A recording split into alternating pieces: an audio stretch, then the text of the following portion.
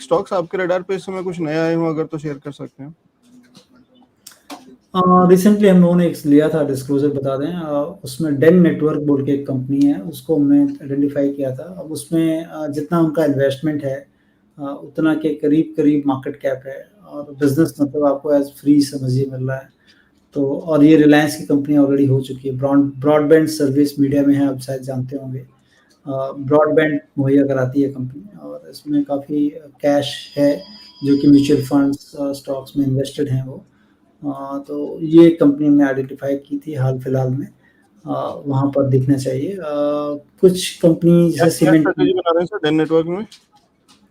Dane network में strategy तो क्या है, सिंपल है, आपको लेना है करंट मार्केट प्राइस पे लें, थोड़ा गिरे गिरे तो लें। स्ट्रैटेजी तो लेने के लिए ही है इसमें। हाँ, लेकिन टाइमलाइन क्या लेकर के चल रहे हैं, टाइम फ्रेम और क्या टारगेट्स लेकर के चल रहे हैं? देखिए, टाइमलाइन और टारगेट तो मुझे लगता है कि आपको लॉन्गर टर्म होराइजन पे रखना पड़ेगा टाइमलाइन के लिए।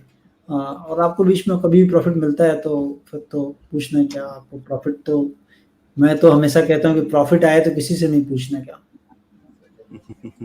उसको प्रॉफिट इन ठीक है, लेकिन करिए। वो तो ठीक है। कितने कितने प्रॉफिट पे? 53 रुपए 80 पैसे का भाव।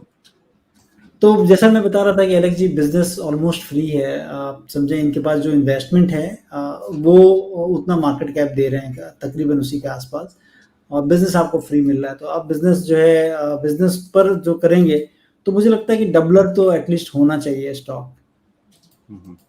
ठीक है, तो दुगना हो सकता है। कितना समय अभी भी आपने नहीं बताया? जैसे मैं बताया कि मैं तो हमेशा स्टॉक जब भी लॉन्गर टर्म के लिए लेता हूँ, और प्रॉफिट अगर पहले ही आ गया, अगर लक्ष्य पहले ही पूरा हो जाता है तो वेल एंड गुड, नहीं होता है तब तो रखे रहता हूँ।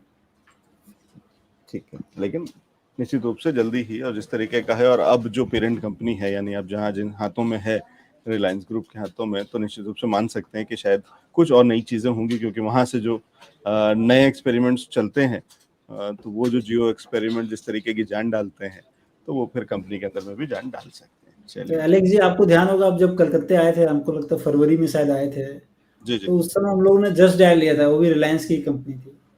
तो जस्ट उसको निकाला, तो वहाँ पे इन्वेस्टमेंट काफ़ी बड़ा था कंपनी का, और कंपनी का बिजनेस जो है वो भी अच्छा कर रहा था, जो जस्ट डायल का बिजनेस है अपना।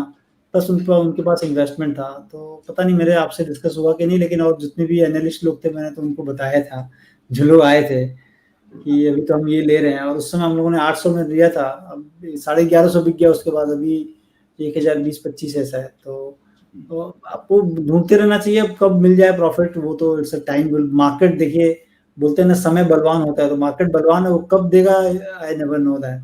और मेरे पास ऐसा कोई इंस्ट्रूमेंट भी नहीं है कि कब मिल जाएगा मुझे वो पता चले।